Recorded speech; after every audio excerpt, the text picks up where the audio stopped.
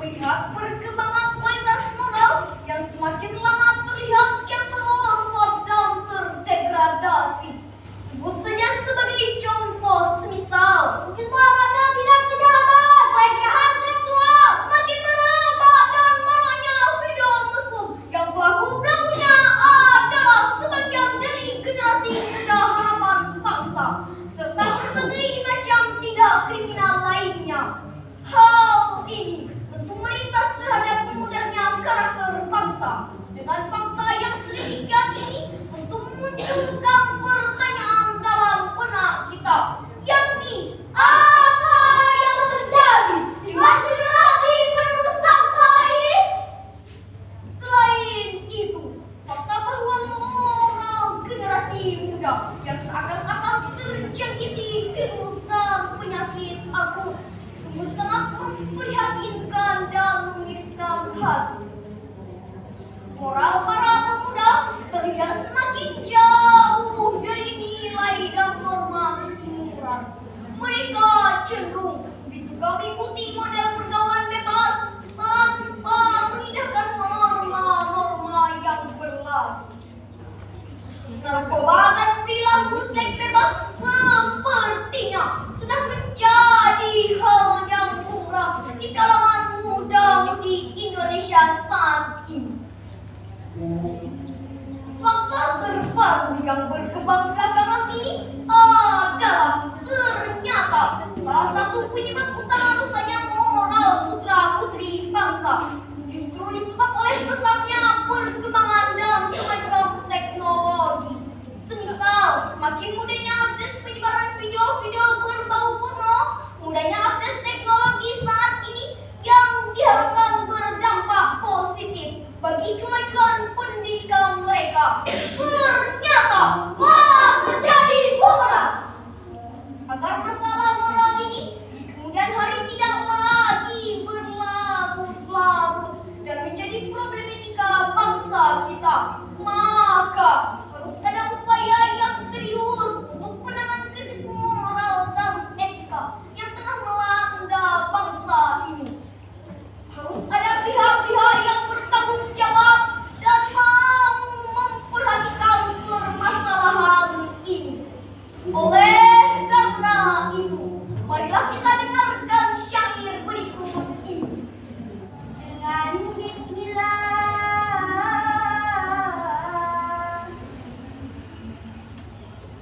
kami mulai.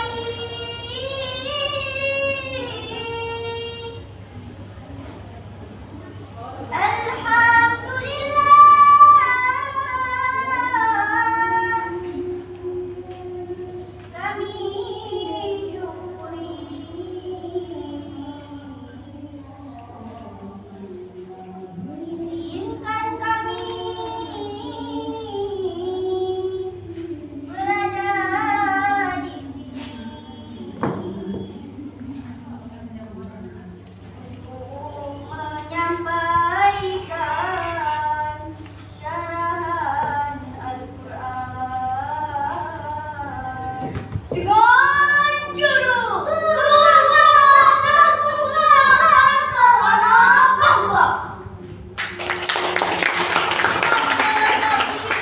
Allah, Surah At-Tahrim ayat 6.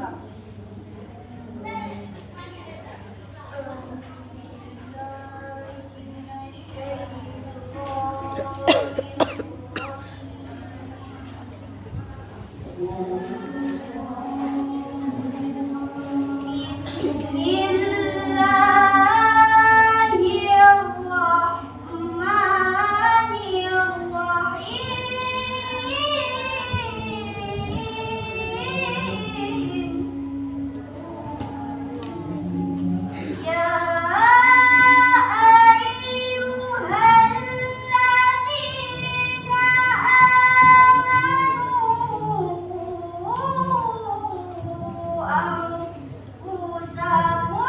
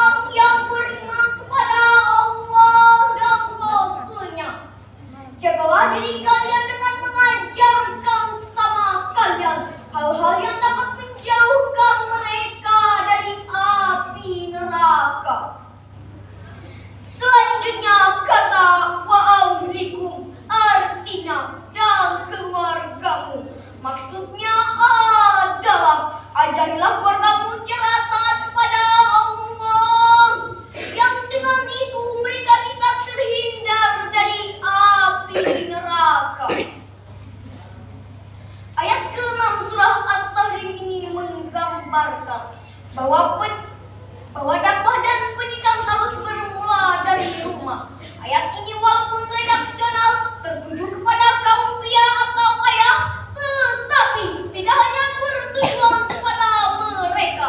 Ayat ini tertuju kepada perempuan dan lelaki, ibu dan ayah.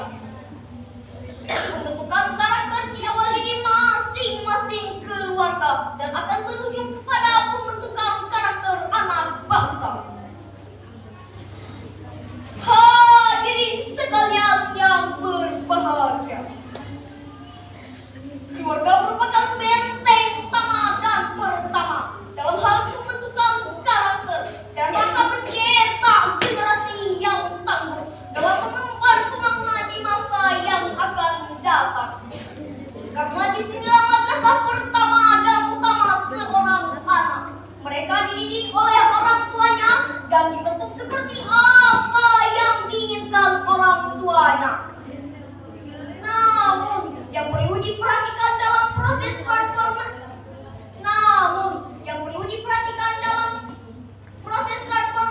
bukan hanya proses transformasi, yaitu kecerdasan emosional dan spiritual di samping kecerdasan intelektual anak, sehingga akan melahirkan golden generation.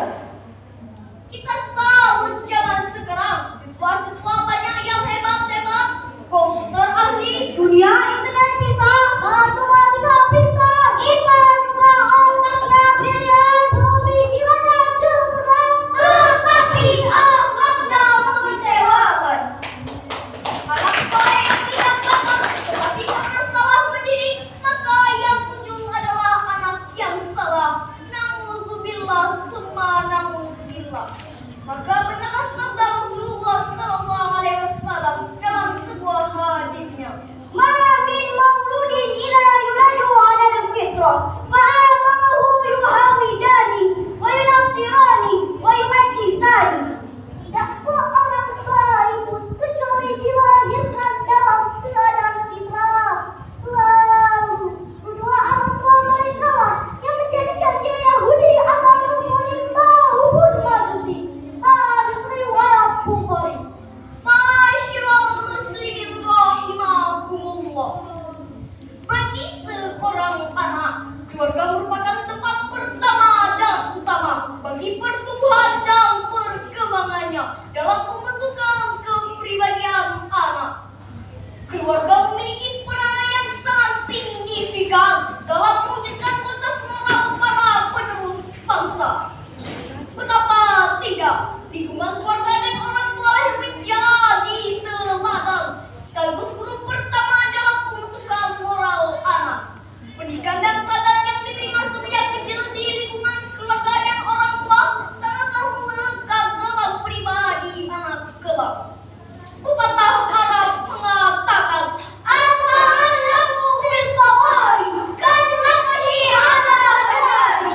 Artinya, belajar di waktu kecil bagaikan mengukir di atas batu. Teladan dan pendidikan yang diterima sejak kecil di lingkungan keluarga akan berbekas dalam pribadi anak kelak. Dengan demikian, apabila kita menginginkan terbentuknya kepribadian dan moral yang baik pada anak, tentunya pelajaran dan moral yang baiklah yang harus dicontohkan.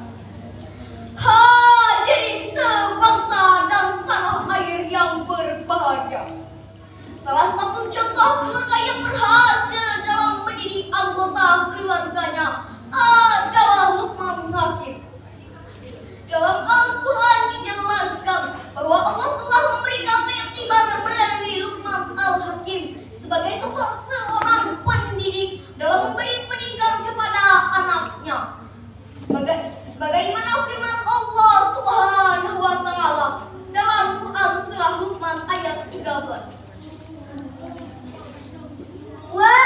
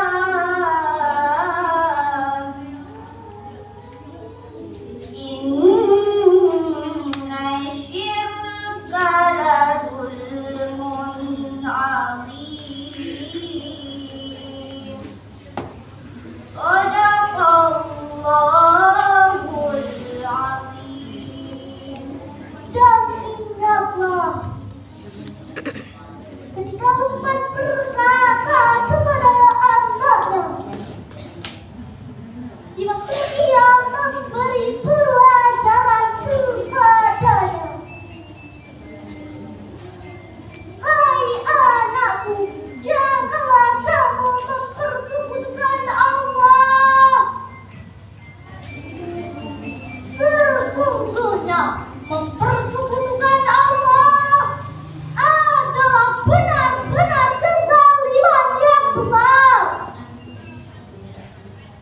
Maha benar Allah dengan segala firman-Nya. Doa Hakim yang arif dan bijaksana, hadirin jamaah penghuni surga. Pada ayat 13 ada kata ya aizu yang terambil dari kata wa aizu, yaitu nasihat menyangkut berbagai kebajikan dengan cara yang menyentuh hati. Untuk memulai nasihatnya dengan sebuah menghindari syirik sekaligus mengandung pengajaran tentang wujud Allah yang esa.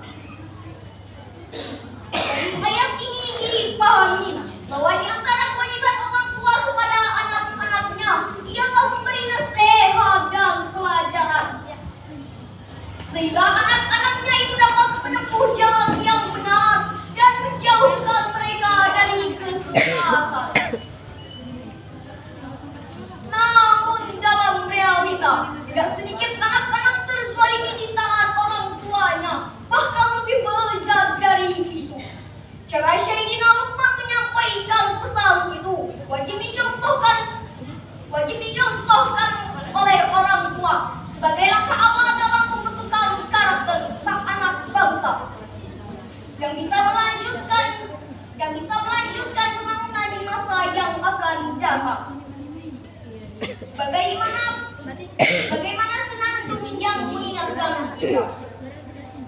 Telah banyak terjadi di zaman sekarang, nasihat orang tua tak dihiraukan. Telah banyak terjadi di zaman sekarang, nasihat orang tua tak dihiraukan. Turutkan nafsu syaitan, timbulkan penderitaan.